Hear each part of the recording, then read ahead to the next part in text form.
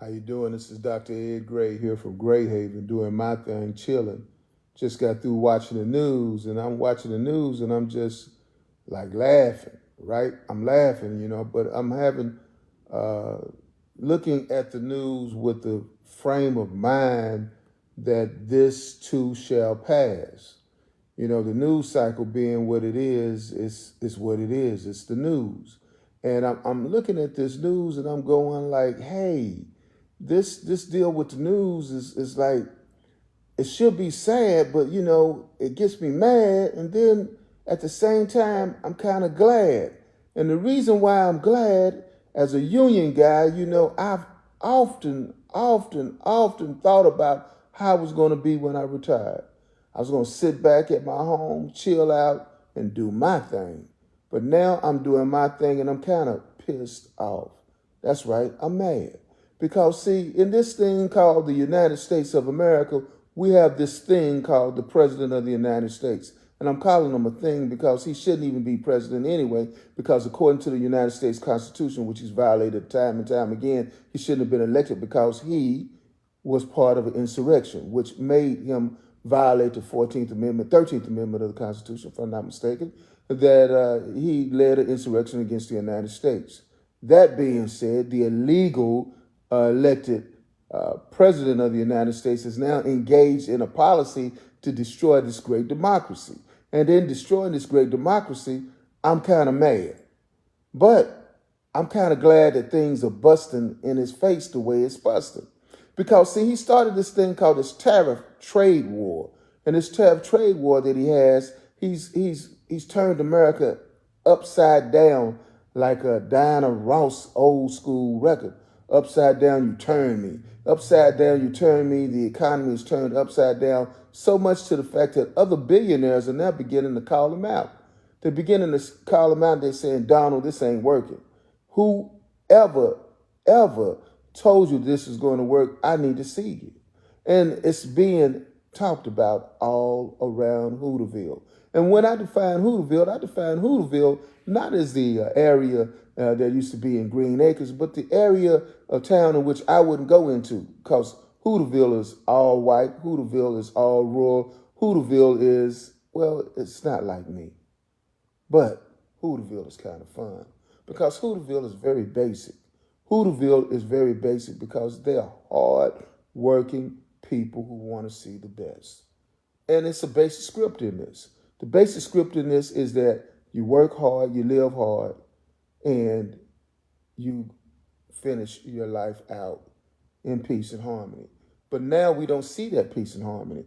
What do we see? We see things such as kids dying in West Texas because they have the measles.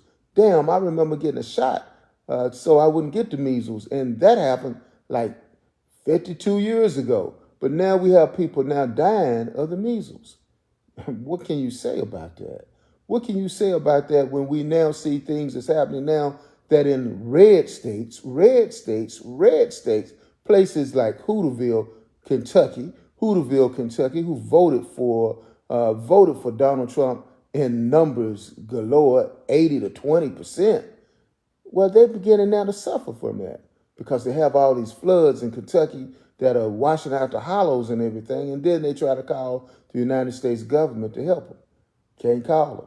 Why can't they call them? Because no one is answering the phone, because DOGE has went ahead and fired all of these workers, because the president of the United States, the illegally elected president of the United States, has determined that, well, as Ronald Reagan used to say, the government is our enemy. It's way too big, and we have to cut it off. So they cut it off, and they cut it off way too deep, cut it off way to the knees. They cut it, as George Clinton would say, knee deep. So knee deep being in this is kind of like what we are. We knee deep in doo-doo. So that being said, I'm quoting George Clinton, and I'm also quoting George W. Bush as well. George Herbert Walker Bush. Going back in time a little bit, we, the United States of America, is in deep doo-doo. And we're in deep doo-doo because, well, you decided to go ahead and choose this guy who has no experience in running a company, let alone a country. Well, of course, if you count 6 bankruptcies of his companies, but golly, didn't he inherit the economy that was like number one twice? He inherited the economy from Barack Obama. He inherited the economy from Joseph Biden, and he's proven again what he can do. Absolutely nothing. So absolutely nothing. We'll now have the S&P 500 to go down to its lowest numbers in years. So low, how low can you go? I don't want to know because, as I stated before, I'm retired. So that being said, I'm like hoping that Hooterville, all of these Hootervilles that exist in America, whether or not it's Hooterville, Kentucky, Hooterville, Iowa, Hooterville, Indiana, they can go ahead and summon up the gumption or something else to contact their state senators, their state representatives.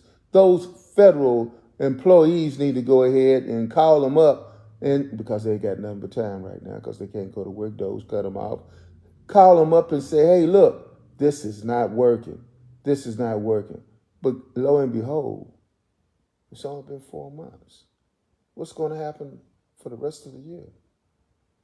Hooterville needs to wake up. I've woken up, never went to sleep. People in Dallas never went to sleep. People in Houston never went to sleep. People in New York City never went to sleep.